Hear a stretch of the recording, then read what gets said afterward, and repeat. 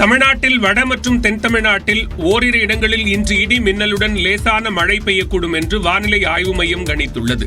மேலும் செப்டம்பர் 29ஆம் தேதி வரை தமிழ்நாட்டின் ஓரிரு இடங்களிலும் புதுவை மற்றும் காரைக்கால் பகுதிகளிலும் இடி மற்றும் மின்னலுடன் கூடிய லேசானது முதல் மிதமானது வரை மழை பெய்யக்கூடும் என்றும் வானிலை ஆய்வு மையம் தெரிவித்துள்ளது. அதே நேரத்தில் இன்றும் நாளையும் ஒரு சில இடங்களில் அதிகபட்ச வெப்பநிலை 4 டிகிரி செல்சியஸ் வரை இயல்பை விட அதிகரிக்கும் என்று கூறப்பட்டுள்ளது. செப்டம்பர் 28ஆம் தேதி வரை மன்னார் வளைகுடா, தென் தமிழ்நாட்டின் கடலோர பகுதிகள் மற்றும் அதனையொட்டிய குமரிக்கடல் பகுதிகளில் 45 கிலோமீட்டர் வரையிலான வேகத்தில் காற்று வீசக்கூடும் என்பதால் மீனவர்கள் அங்கு செல்ல வேண்டாம் என்று கேட்டுக் கொள்ளப்பட்டுள்ளனர். நாட்டின் எந்த பகுதியையும் பாகிஸ்தான் என யாரும் அழைக்க வேண்டாம் என்று கர்நாடக உயர்நீதிமன்ற நீதிபதியை உச்சநீதிமன்ற தலைமை நீதிபதி சந்திரசூட் கண்டித்துள்ளார்.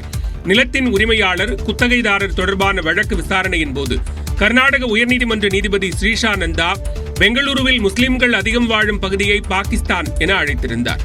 இந்த கருத்து பெரும் விவாதங்களை ஏற்படுத்திய நிலையில் உச்சநீதிமன்றம் தாமாக முன்வந்து விசாரணை நடத்தியது.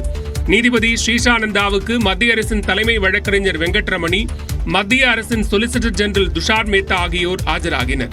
உயர்நீதிமன்ற நீதிபதி தரப்பில் பொது மன்னிப்பு தெரிவித்து அறிக்கை தாக்கல் செய்யப்பட்டது. அப்போது கருத்து தெரிவித்த நீதிபதிகள், நாட்டில் உள்ள பெரும்பாலான நீதிமன்றங்கள் தற்போது வழக்கு விசாரணையை நேரலை செய்து வருகின்றன என்றனர். இந்த நேரலை என்பது மக்கள் மத்தியில் நேரடியாக செல்பவை என்பதை நீதிபதிகள், வழக்கறிஞர்கள், நீதித்துறையினர் மனதில் கொள்ள வேண்டும் என்றும் தெரிவித்தனர்.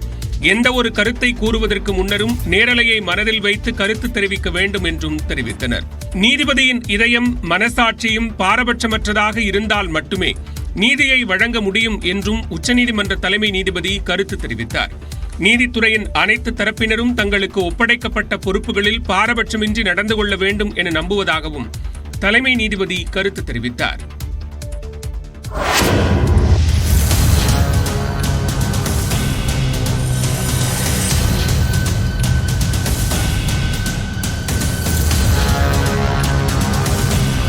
மேல்மலையனூரில் நகைக்கடைக்கு கும்பலாக சென்று தாங்கள் வைத்திருந்த போலி நகைகளை மாற்றிய காட்சிதான் இது.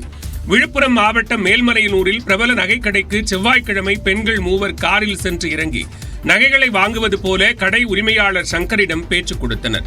வேறு மாடல்களை காட்டும்படி அவர்கள் சங்கரின் கவனத்தை திசை திருப்பி தங்க நகைகளை திருடிவிட்டு 3 வைத்திருந்த போலி கம்மல்களை மாற்றி வைத்துவிட்டு தங்க கம்மல்களுடன் ஓட்டம் பிடித்தனர்.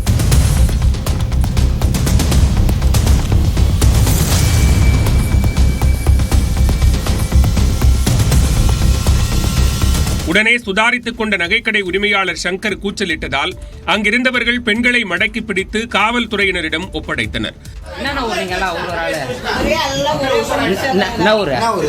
காவல்துறையினர் நடத்திய விசாரணையில் பிடிபட்டவர்கள் நாமக்கல் மாவட்டம் குமாரபாளையத்தைச் சேர்ந்த சாந்தி, சத்யா, சுதா என்பது தெரியவந்தது.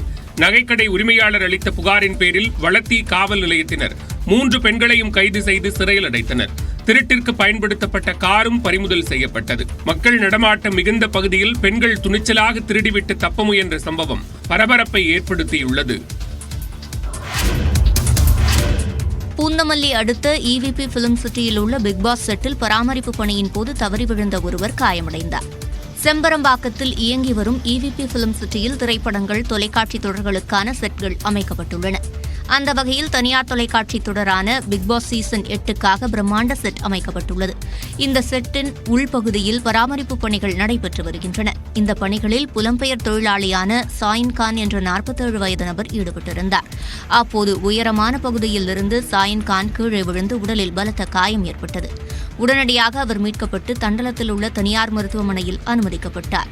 பராமரிப்பு பணியின் போது நடந்த சம்பவம் குறித்து நசரத்பேட்டை காவலர்கள் விசாரணை நடத்தி வருகின்றனர். கடந்த சில ஆண்டுகளில் இந்தியன் 2, காலா உள்ளிட்ட படங்களின் செட் அமைக்கும் போதும் இதே பகுதியில் ஊழியர்கள் உயிரிழந்த சம்பவங்கள் நிகழ்ந்துள்ளன. உரிய அனுமதி பெற்று பணிகள் நடக்கிறதா என வருவாய்த்துறையினர் ஆய்வு செய்ய வேண்டும் என்றும், புலம்பெயர் தொழிலாளர்களுக்கு போதிய பாதுகாப்பு உபகரணங்கள் வழங்க வேண்டும் என்றும் கோரிக்கை எழுந்துள்ளது.